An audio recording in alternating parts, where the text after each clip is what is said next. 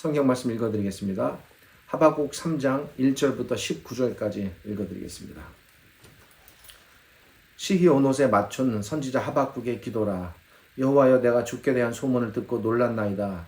여호와여, 주는 주의 일을 이 수년 내에 부응하게 하옵소서. 이 수년 내에 나타내시옵소서. 진노 중이라도 긍휼을 잊지 마옵소서. 하나님이 대만에서부터 오시며 거룩한 자가 바란산에서부터 오시는도다. 그의 영광이 하늘을 덮었고 그의 찬송이 세계에 가득하도다. 그의 광명이 햇빛 같고 광선이 그의 손에서 나오니 그의 권능이 그 속에 감추어졌도다. 역병이 그 앞에서 행하며 불덩이가 그의 발 밑에서 나오는도다. 그가 서신즉 땅이 진동하며 그가 보신즉 여러 나라가 전율하며 영원한 산이 무너지며 무궁한 작은 산이 엎드러지나니 그의 행하심이 예로부터 그러하시도다. 내가 본즉 구산의 장막이 환난을 당하고 미디안 땅의 휘장이 흔들리는도다. 여호와여, 주께서 말을 타시며 구원의 병거를 모시오니 강들을 분이 여기심이니이까. 강들을 노여하심이니이까. 바다를 향하여 성내심이니이까. 주께서 활을 꺼내시고 화살을 바로 쏘셨나이다. 주께서 강들로 땅을 쪼개셨나이다. 산들이 주를 보고 흔들리며 창수가 넘어지고 바다가 소리를 지르며 손을 높이 들었나이다. 날아가는 주의 화살의 빛과 번쩍이는 주의 창의 광채로 말미암아 해와 달이 그 처소에 멈추었나이다. 주께서 노를 바라사 땅을 두르셨으며 분을 내사 여러 나라를 밟으셨나이다. 주께서 주의 백성을 구원하시려고 기름 부음 받은 자를 구원하시려고 나오사 악인의 집에 머리를 치시며 그 기초를 바닥까지 드러내셨나이다. 그들이 회오리 바람처럼 이르러 나를 흩으려 하며 가만히 가난한 자를 삼키기를 즐거워하나 오직 주께서 그들의 전사의 머리를 그들의 창으로 찌르셨나이다. 주께서 말을 타시고 바다 곧 큰 물의 파도를 밟으셨나이다.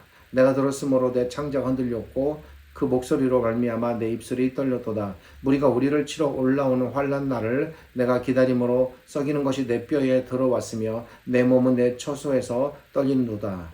비록 무화과 나무가 무성하지 못하며 포도나무가 열매 없으며 감람나무에 소출이 없으며 밭에 먹을 것이 없으며 우리의 양이 없으며 외양간에 소가 없을지라도 나는 여호와로 말미암아 즐거워하며 나의 구원의 하나님으로 말미암아 기뻐하리로다. 여호와는 나의 힘이시라. 나의 발을 사슴과 같게 하사 나를 나의 높은 곳으로 다니게 하시리로다. 이 노래는 지휘하는 사람을 위하여 내 수금에 맞춘 것이니라. 지난 주일에 제가 제천에 있는 교회 추수감사절 예배를 참석하느라 이 설교를 원고로만 작성하여 올려드렸습니다. 오늘 다시 한번 이 내용을 쭉 읽어보면서 조금 더 다듬어서 원고를 조금 이렇게 손으로 받고 그래서 이제 이 말씀을 전하고자 합니다. 먼저 원고에는 없습니다만 한 가지 드릴 말씀은 오늘 이 선지자의 글은 다른 선지자의 글들과 달리 거의 다 시로 이루어져 있습니다. 그래서 이 안에 나와 있는 모든 표현들이 거의 비유적인 표현들이고 다 시적 표현입니다. 그리고 이 맨 마지막 19절 끝에 보면 이 노래라는 말이 등장합니다. 그래서 이 노래는 주의하는 사람을 위하여 내 수금에 맞춘 것이니라 라고 기록되어 있는 것을 볼 때 이 하박국 선지자의 글이 정말 시로 지어져서 하나님께 드리는 시의 노래로 이렇게 지어졌다는 것을 우리가 알면서 그렇게 시적인 관점에서 이 글을 우리가 좀 읽고 생각해 보면 좋겠습니다. 사람들이 다 그런 것은 아니지만 간혹 어떤 사람은 음식에 대해 편식을 하는 경우가 있습니다. 필요할 때는 또 음식을 조절하고 가려 먹어야 할 때도 있겠습니다만 그와 상관없이 음식 자체를 일방적으로 편식하는 것은 좋지 않은 것 같습니다. 사람들이 음식에 대해 이렇게 편식하듯 성경 말씀에 대해서도 상당히 우리 신자들께서 편식을 하는 경향이 많이 있습니다. 그래서 자기가 선호하고 좋아하는 부분들을 조금 더 치중해서 보고 또 다른 부분들에 대해서는 관심을 두지 않으려는 그래서 불균형적인 영적 상태가 되는 것 같습니다. 오늘 본문인 이 하박국 3장에서 사람들은 특별히 17절과 18절만을 편식하려는 경향이 있습니다. 그런데 이 무화과나무, 포도나무, 감람나무, 외양간의 소 이야기가 등장하는 17절과 18절은 이것이 독립적으로 딱 등장하는 구절이 아니라 이 구절이 나타날 때까지 그 앞에 1절부터 16절까지의 내용이 쭉 전개되는 것입니다. 그리고 그에 대한 결론으로 17절부터 19절까지의 이 내용이 등장하게 됩니다. 그러니까 무슨 말씀인고 하니 이 17절, 18절의 의미를 우리가 보다 더 잘 이해하려면 기록자의 의도에 맞게 이해하려면 앞의 내용에 대한 충분한 이해와 그리고 그것에 대한 깨달음이 있어야 한다는 것입니다. 그렇게 해야 이 선지자가 이런 뜻으로 말했구나. 기록자의 의도가 이렇구나를 우리가 알고 이를 바탕으로 우리 하나님께서 참으로 이런 하나님이시구나 라는 생각도 따라오는 것입니다. 그래서 이런 이유로 사실 좀 오늘 길게 읽었습니다만 부득이하게 1절부터 19절 전체를 본문으로 정하고 읽게 되었습니다. 오늘 설교의 제목은 믿음의 이름으로 라는 것입니다. 설교의 내용 속에 이 제목의 의미가 들어 있습니다. 한 선지자가 있었습니다. 대체로 이스라엘의 선지자들은 하나님의 가르침을 떠난 타락한 왕들의 시절에 참으로 힘들게 자신들의 선지자의 직분들을 감당했습니다. 그러기에 그 선지자들의 인간적인 고생과 삶의 고통은 말할 수가 없었습니다. 예레미야와 같은 선지자는 평생을 사람들의 반대와 믿음과 핍박 그리고 투옥당하면서 지냈습니다. 또 많이 굶기도 했습니다. 그렇게 투옥되다가 또 애굽으로 강제로 그 애굽으로 가려는 사람들에 의해서 끌려가기도 했습니다. 이사야 선지자는 고난 속에서 선지자의 역할을 감당하다가 학자들의 주장에 의하면 톱으로 켜서 죽임을 당했다라는 것으로 또 전해집니다. 그런 면에서 하박국 선지자는 조금은 다르다라는 생각이 듭니다. 이 하박국 선지자는 요시야라는 아주 신실한 왕을 만났습니다.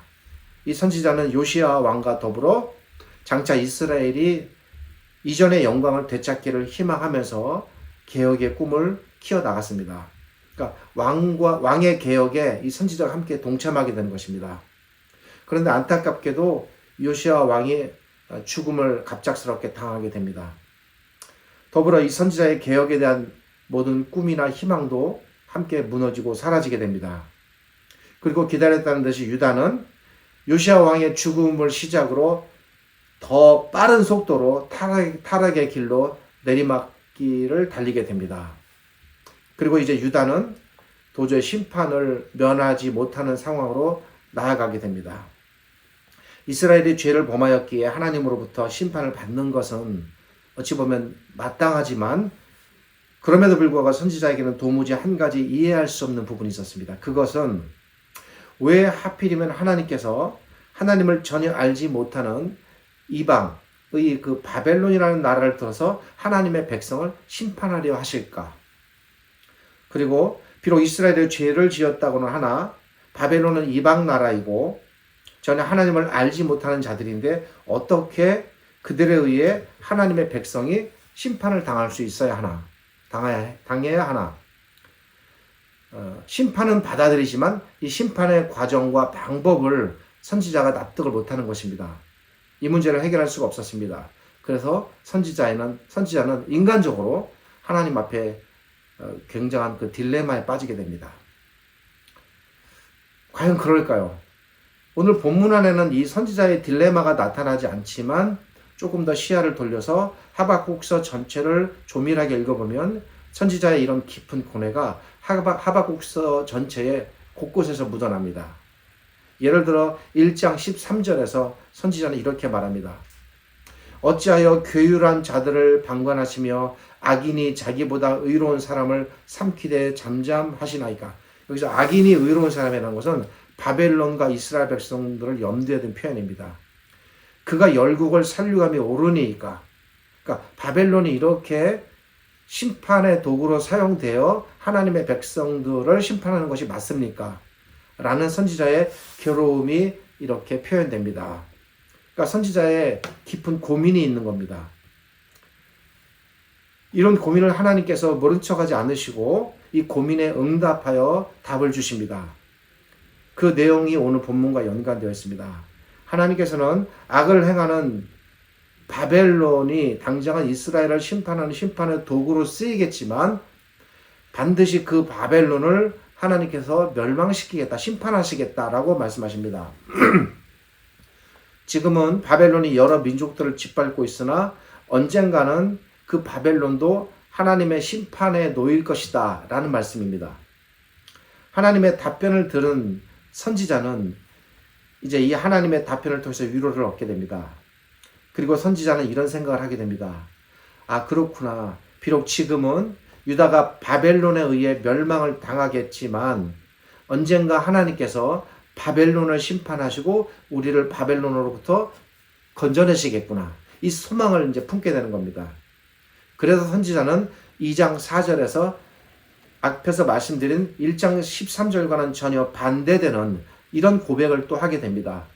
보라, 그의 마음은 교만하며 그의 속에서 정직하지 못하리니, 이 말은 뭐냐면 바벨론을 염두에 둔 표현입니다. 반드시 그 교만한 바벨론이 하나님의 심판을 당할 것이다 라는 생각이 들어있는 표현입니다. 그렇지만 의인은 그 믿음으로 말미암아 살리라. 로마서에 나와 있는 그 유명한 믿음의 말씀이 이 하박국서에서 먼저 구약에서 등장하게 되는 것입니다. 하박국서 전체의 논리가 이런 방향으로 흘러갑니다.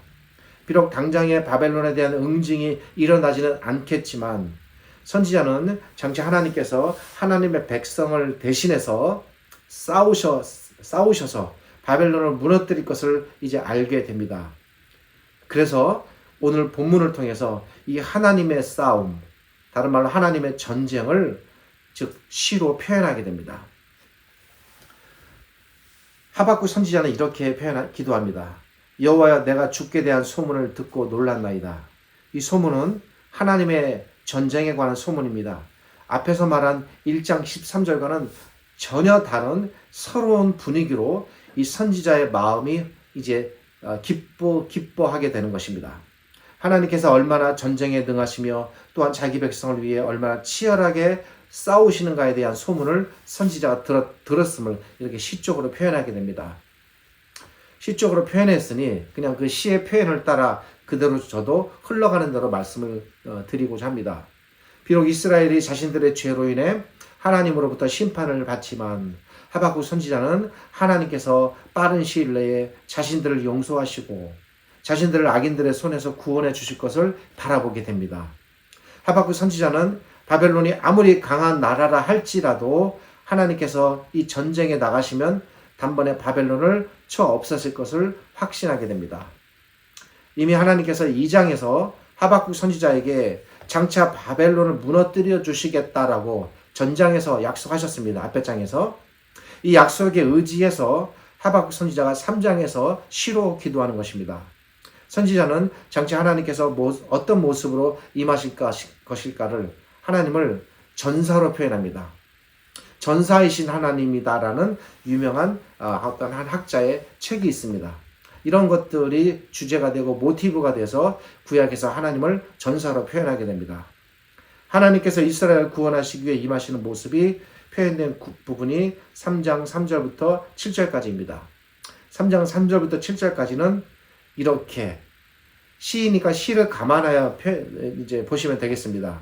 온몸을 철갑으로 두르시고 머리에는 투구를 쓰시고 허리에는 칼을 차시고 등에는 활을 매셨다. 한마디로 온몸을 완전히 무장한 전사이십니다. 우리가 잘 아는 C.S. 루이스의 저 유명한 나니아 연대기에 나오는 전사처럼 자기 민족을 구하시기 위해 홀로 적진으로 뛰어드시는 그런 전사로 표현됩니다. 왜 그렇습니까? 하나님께서 이스라엘을 구하시기 위해 홀로 말을 타시고 적진을 향해 돌진하셨다는 겁니다. 자기 백성이 위태롭다는 소식을 들은 하나님께서 지체하지 않으시고 출발하심을 알려줍니다. 그 출발의 모습이 3절에 나타납니다. 특별히 3절에 대만과 바란이라는 지역은 이스라엘의 최남단 지역에 위치하는 에돔과 시내산 지역입니다.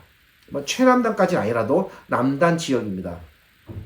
시인이 여기서 대만과 바라를 등장시킨 이유가 무엇인지 생각해 볼 필요가 있습니다.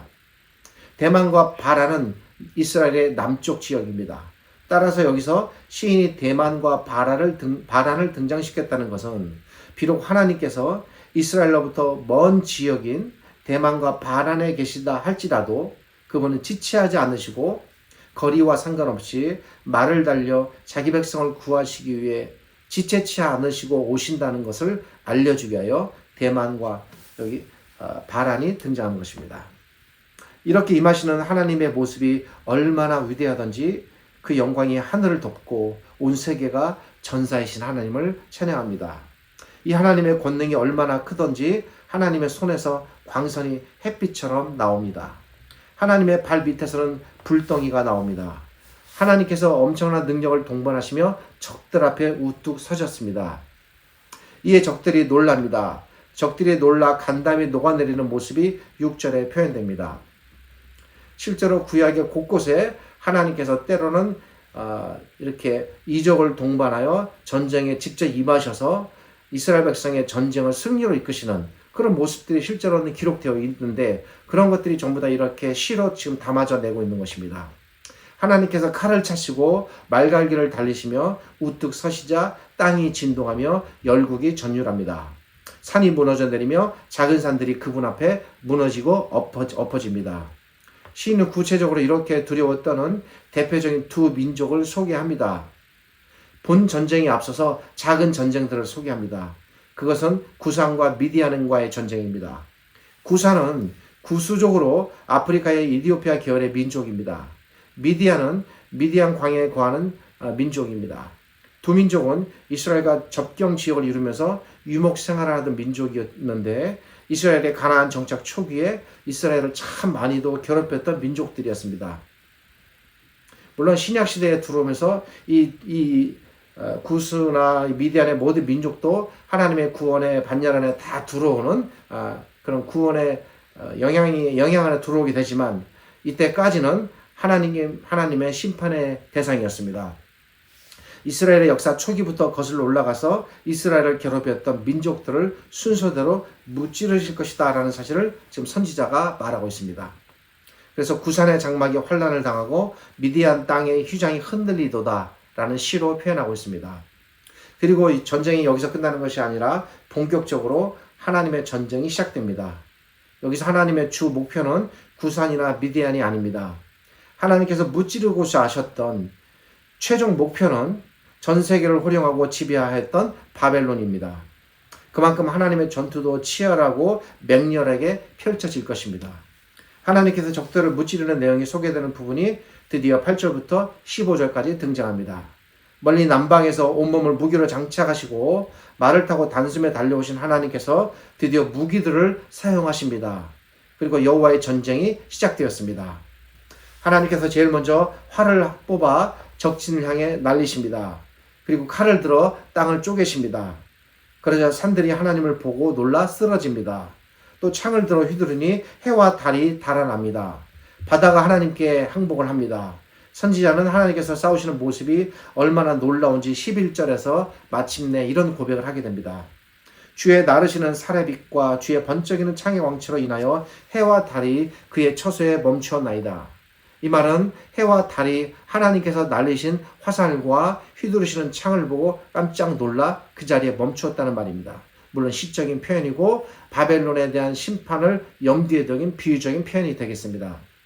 특별히 여기서 쪼개지고 놀라고 멈추었다라는 표현들은 모두 바벨론에 대한 멸망의 표현들입니다. 바벨론이 그렇게 망할 것이다라는 것입니다. 그리고 실제로 바벨론은 그렇게 망하였습니다. 하나님의 전쟁이 막바지에 접어듭니다. 하나님께서 드디어 이스라엘을 멸망시킨 바벨론을 완전히 진멸시키십니다. 바벨론의 기초를 모두 뒤엎으십니다. 바벨론을 아예 통째로 드러내십니다. 바벨론을 밑바닥부터 드러내어 지상에서 그 흔적조차 없어지게 하시는 겁니다. 이 장면을 목격한 시인이 마침 이렇게 고백하게 됩니다. 그들이 회오리 바람처럼 나를 죽이려고 가만히 가난한 자를 삼키려고 돌진해 오지만 하나님께서 그들의 모든 전사들을 다 창으로 찌르셨도다. 여기 등장하는 그들의 모든 전사란 바벨론을 염두한 바벨론의 국가 그리고 그들의 모든 전사를 말하는 것입니다. 시인은 한때 적들이 쳐들어온다는 소식을 듣고 창자가 흔들리고 입술이 떨린 적이 있었습니다.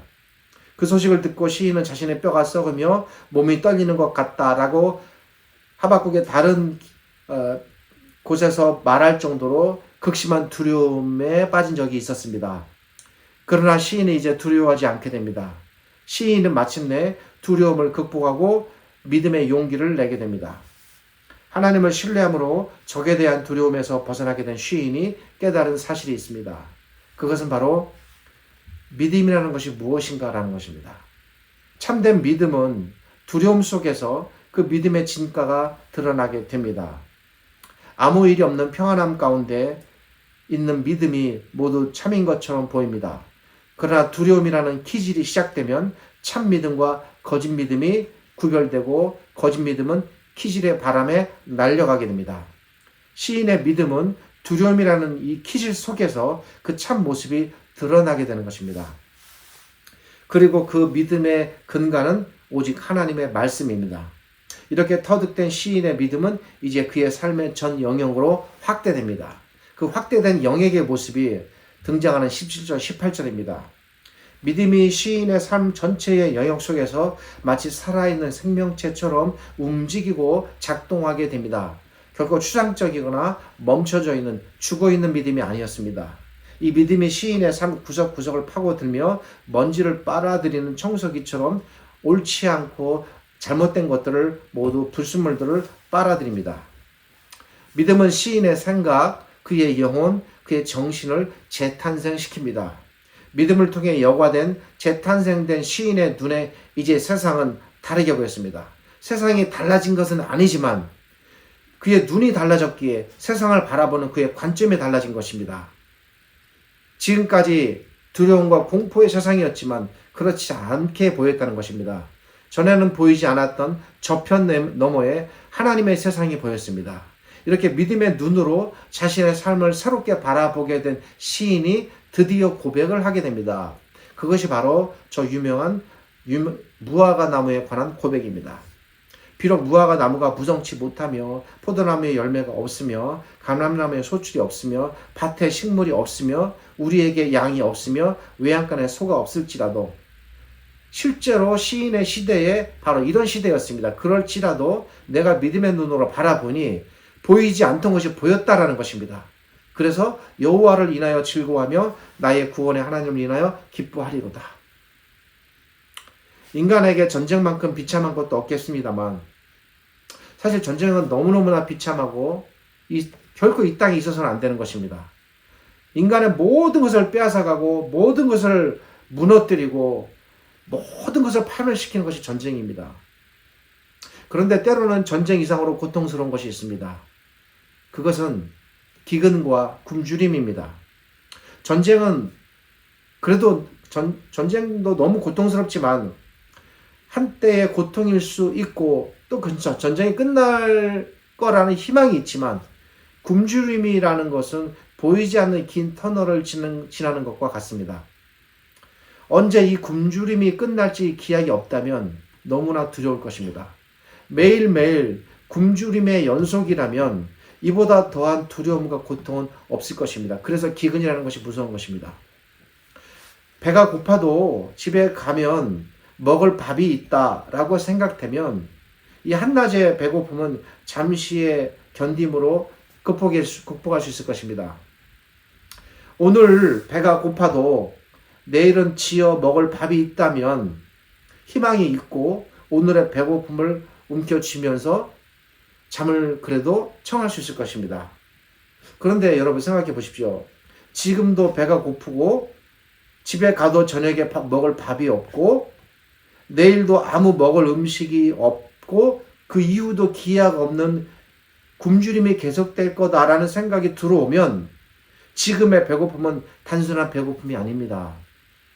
그 배고픔은 계속될 배고픔으로 가공되고 확장되어 더 큰 두려움과 공포로 다가오게 될 것입니다.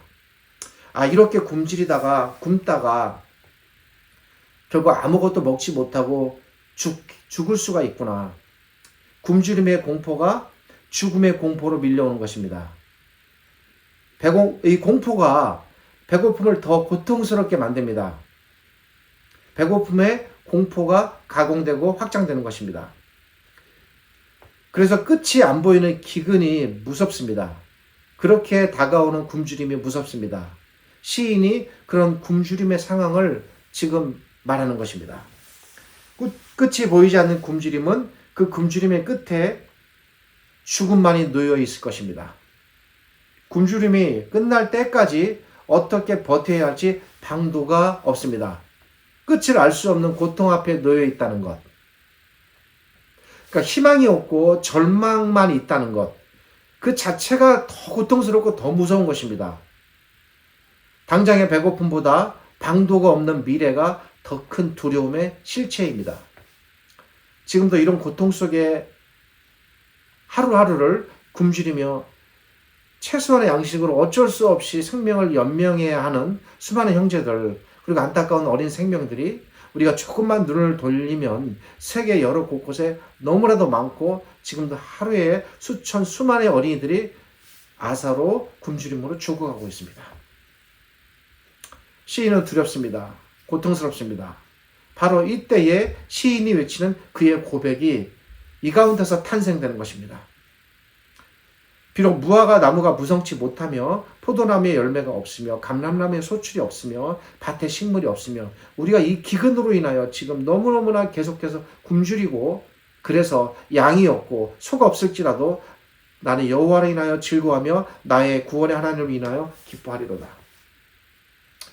절망과 죽음 속에서 믿음을 통하여 하나님을 보게 된 것입니다. 반드시 구원하시리라. 시인은 이 하나님께서 어떤 분이라는 사실을 알게 되었습니다. 하나님께서 자신과 함께 하시는 한, 이 하나님께서 자신들을 버리지 않는 한, 전쟁뿐 아니라 끝이 안 보이는 굶주림, 끝이 보이지 않는 절대적 빈곤 속에서 반드시 살아날 것이고 기뻐할 수 있다는 생각을 갖게 된 것입니다. 그것이 바로 믿음입니다. 그리고 그 믿음이 시인의 삶 전체 영역으로 확장되는 것입니다. 시인은 깨달았습니다. 내가 사는 길은 지금의 양식의 풍성함이 아니라 이 믿음이구나. 하나님께서는 언제나 자기 백성의 안전과 삶을 책임지시는 하나님이시구나. 그 하나님께 대한 믿음을 흔들림 없이 갖고 나아간다면 이 믿음이 나를 살리는 것이구나. 그래서 시인이 그 유명한 하박국 2장 4절 오직 의인은 그의 믿음으로 말미암아 살리라. 양식과 무화과로 포도로 사는 것이 아니라 오직 의인은 믿음으로 사는 것이다 라는 이 고백을 탄생시키게 되는 것입니다. 그리고 이 믿음의 고백이 사도 바울의 입술을 통하여 로마서에서 다시 재창되는 것입니다. 이 시의 기록대로 바벨론은 정말 하나님의 심판을 받았습니다. 그리고 심판으로 끝나지 않았습니다. 구약시대의 많은 나라들이 역사적으로 살펴보면 지금도 현존하는 구약의 국가들이 많이 있습니다만 바벨론이라는 나라는 지구상에서 흔적도 없이 사라졌고 지금은 존재하지 않는 나라가 되었습니다. 왜 그렇습니까? 하나님께서 말씀하신 대로 그렇게 엄중하게 심판해 주셨음을 지금의 이 역사가 보여주고 있는 것입니다.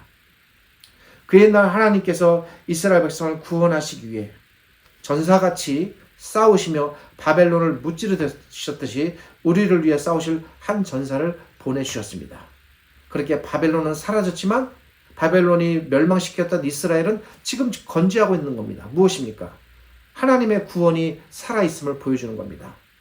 그 구원을 이루시는 분은 바로 우리의 주님이시며 우리의 장수이신 예수 그리스도이십니다. 예수님께서 우리를 위해 싸우라고 하나님께서 보내주신 하나님의 전사이십니다. 저 옛날 친히 바벨론을 무너뜨리신 것처럼 이제 하나님의 전사이신 그리스도를 보내어 사탄과 싸우게 하셨고 이기셨습니다. 그리고 우리를 사탄과 그의 모든 세력과 악한 영향으로부터 건져내셨습니다. 물론 사탄은 아직도 완전히 굴복되지 않은 채 지역적으로 끊임없는 싸움을 걸어오지만 큰 문제가 되지는 않습니다. 사탄은 이미 치명적인 무장이 해제되었고 이미 그는 패배하였고 그리스도께서 이기신 전쟁입니다. 우리가 섬기는 하나님은 승리하시는 전사이십니다. 이 하나님께서 과거에 이스라엘을 구원하시기 위해 바벨론을 무찌르셨듯이 이제 우리를 공격하고 해롭게 하는 모든 사탄과 그의 세력을 대항하여 싸워 이기셨고 그리고 지금도 싸우고 계십니다. 우리 눈에는 보이지 않지만 지금도 치열하게 하나님의 전쟁은 이 땅에서 계속되고 있습니다. 뿐만 아닙니다. 전사이신 하나님께서 장차 이 싸움을 완전히 끝내시기 위한 마지막 한판 싸움을 또한 준비하고 계십니다. 최후의 승리를 장식할 이 마지막 전쟁을 대승리로 끝내시기 위해 그리스도께서 장수로 보내심을 받으시고 천상에서 천군과 천사들이 준비하며 영적인 무기들이 만들어지고 하나님의 큰 전쟁이 준비되고 있습니다. 이제 그때 사탄과 그의 모든 세력들은 완전히 굴복될 것입니다.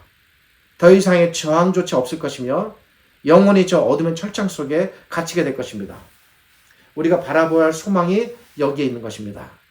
주 그리스도께서 수많은 그의 군대를 대동하시고 친히 강림하셔서 그동안 하나님의 백성을 위협했던 모든 세력을 일거에 멸하실 것입니다. 바벨론이 이 지구상에서 나라 자체가 사라졌듯이 사탄이 근본적으로 사라지는 그 시대가 올 것입니다. 하나님의 보호하심 속에서 우리가 살고 있습니다. 이 땅에서 안전하게 살고 있는 것입니다. 우리에게 만약 이런 믿음이 없다면 우리가 무엇으로 살아갈 수 있겠습니까? 그러기에 우리를 가장 위태롭게 만드는 것은 부나 물질이나 권력의 부재가 아니라 믿음의 부재입니다. 개인적으로도 돌이켜보면 부족한 것이 늘 믿음이었습니다. 우리가 채워야 할 것도 늘 믿음이었습니다. 우리가 살아갈 길도 늘 믿음뿐입니다. 우리 사랑하는 신자 여러분, 그러기에 우리가 붙들어야 할 것은 이 땅의 부요함, 재물의 부요함, 권력의 부요함, 세상의 부요함이 아니라 믿음의 부요함이어야 합니다. 오직 믿음만을 붙들고 시인이 그랬던 것처럼 믿음으로 인내하며 믿음으로 바라보고 믿음으로 싸워 장차 우리를 부르실 하나님 앞으로 기쁘게 나아갈 수 있는 거룩하고 복된 신자들이 되시기를 진심으로 바라며 이 말씀을 전해드립니다. 기도하겠습니다. 하나님 감사합니다. 오늘 말씀을 통해서 진정 믿음이란 무엇인가를 시인의 고백과 그의 탄성의 입술을 통하여 살펴보았습니다. 바벨론이라는 이 어마어마한 거대한 도저히 세상에서 이길 수 없는 이 존재 앞에서 믿음을 잃지 않고 믿음으로 보이지 않는 세상을 바라보았던 시인처럼 우리 역시 이 땅에서 살면서 많은 어려움과 고통 속에 처하게 되고 때로 우리가 도저히 극복할 수 없는 우리의 힘이 정말 무력하게 느껴지는 세상의 현실 속에 살고 있지만 그러한 가운데서도 우리가 이 거룩한 믿음을 잃지 않기를 원합니다. 믿음으로 눈앞에 놓여있는 것 너머를 볼 수 있게 하시고 그 믿음으로 하나님께서 반드시 우리를 구원하시고 회복시키시고 이끌어 가실 것을 바라보며 소망하는 저희 신자들이 되게 하여 주옵소서.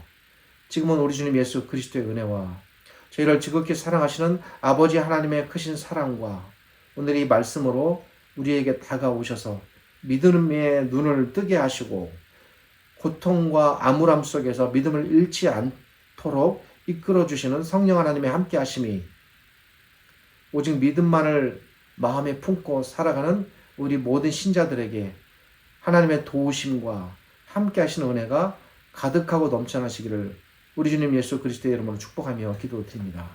아멘.